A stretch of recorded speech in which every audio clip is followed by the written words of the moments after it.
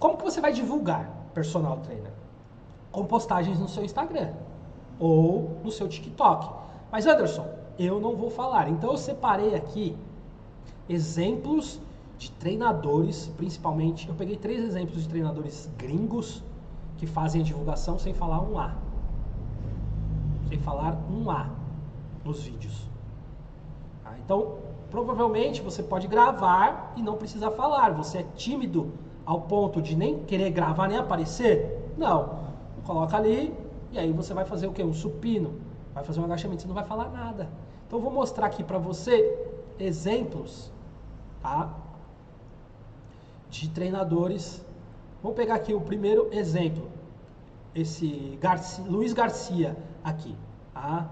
Ó, NBA Performance Esporte de Reabilitação, tal. Então ele é um treinador aqui, ó, 427 mil seguidores, tá? E ele não fala nada, ele faz muito post sobre mobilidade. Ó, ele faz um vídeo mobilidade aqui do punho.